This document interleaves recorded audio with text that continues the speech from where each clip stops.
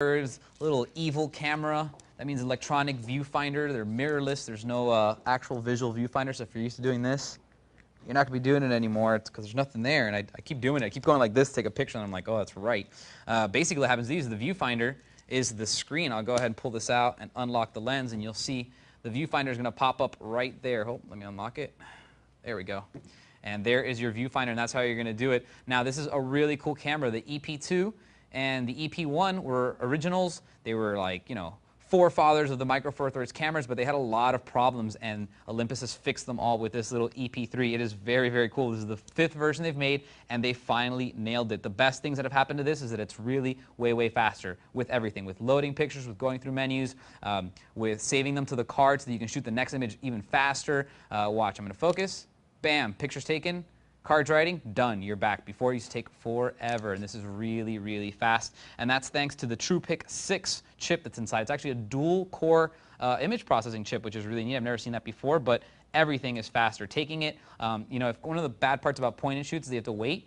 Watch, focus, pull the trigger, bam, took the photo instantly. You don't have to wait. You don't miss those moments. You catch them all, and that's really, really important when you're trying to get better at photography and improve yourself. So if you don't want to jump up directly into a DSLR, but a point and shoot is not cutting it, this is the perfect camera. And another thing they added to that makes it really good is the fact that it came with a pop-up flash, which it didn't have before, and everybody was pretty upset about because, hey, maybe you're trying to get better photography and be more professional, but maybe you want to take this to a party and shoot pictures of your friends too, and without having a pop-up flash, well, that's a big pain. Now, start by looking at the lens.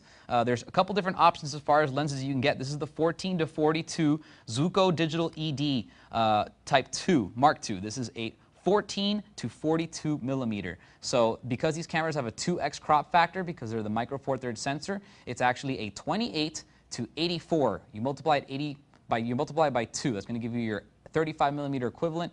So if you did want to zoom in, this is the equivalent of an 84 millimeter, and on the wide end, it's the equivalent of a 28 meter, which is substantially wider than a few other lenses available. Now, you can also get it with the 17 millimeter 2.8 pancake prime lens. It's going to be a little bit faster, for sure, but it's only one lens, and that's going to be 17 millimeters, so you're not going to be able to zoom in at all. So they're both really good. They're both pretty sharp, very nice as far as that's concerned. There are some optional lenses from Olympus that are really nice. The 12 millimeter f2, which is a 24 millimeter equivalent, gorgeous lens if you can afford it. Go for it. Also the 45 f1.8, that's a 90 millimeter equivalent. That's a great portrait lens. If you're taking pictures of a lot of people, you're going to love that lens. Now, these are fully adjustable.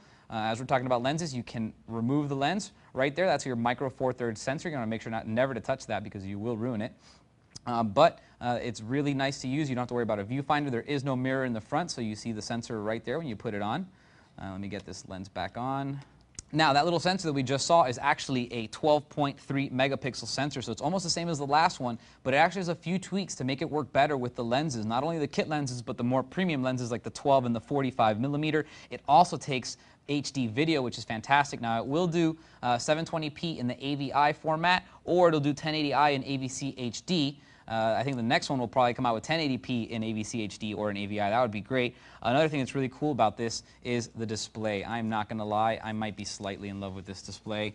Let's take a look at it. I'm going to go ahead and go playback. I was taking a bunch of dumb pictures, but this is a touchscreen. It's a capacitive touchscreen display, which is absolutely incredible. If you like iPhones and stuff, this is right up your alley. Now, these pictures are all going to look the same because I was literally just pointing it at things and taking pictures, but it takes fantastic little photos, and the display is gorgeous. And this is a capacitive touch screen. It's not like a you know, resistive where you have to push down. This is like on your iPhone. Very, very nice.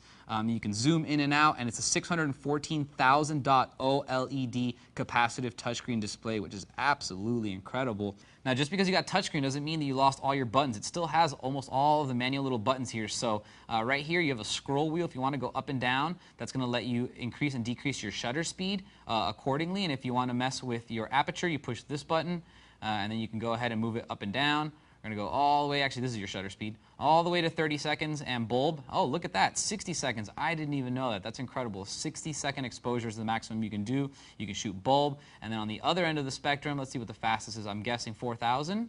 4,000, I nailed it on the dot. Awesome. So very cool. You have full control. If you want to go ahead and change your ISO settings, you can just push this button over here, and that's going to give you all your ISO as well as your different types of focuses. You have single and continuous. You have manual focus, and then you also have a couple different continuous with tracking. You can change your metering from an evaluative to a a full frame or a spot metering. You can also do a flash exposure compensation. You can do a bunch of different manual fill modes, which is really cool. You can do fill. You can do fill plus red eye. Whoops, hold on, let me get back there.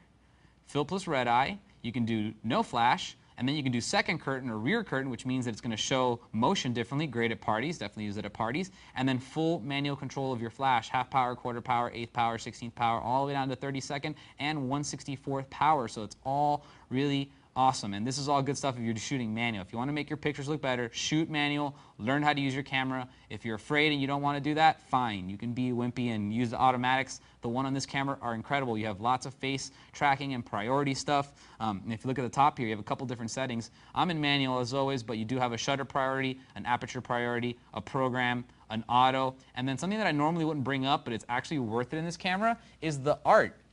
It's really cool. It's these artistic pictures. Think like maybe hipstamatic, but on this camera and fully automatic. They're very cool. You have a pinhole setting. You have a Holga setting for a plastic lens. Lots of really cool features. They actually look really cool. Scene modes, some people use them, like park or outdoors or sports. Personally, just learn how to use your camera. Take a quick 101 photography online. You'll enjoy it much better. And then finally, you have your video mode, which is going to let you basically video whatever you want. Now, a couple other features to take note of. This does have a hot shoe. If you want to put a hot shoe mount flash on there or get a pocket wizard of some sort, you can go ahead and throw that on there, which is pretty neat. And let's see, what else can I show you on this thing? It does have a 1/4 inch 20 threaded at the bottom, so if you want to use a tripod, it is a little bit off center with the center of the lens, but that's okay on the Micro Four Thirds camera. It's pretty common. This is where your battery's going to go. Also on the bottom, you'll notice that you have your card slot. Like it says right here, it does take SD-XCs, but of course it's backwards compatible, so it will take all the other older SD memories up to 32 gigabytes.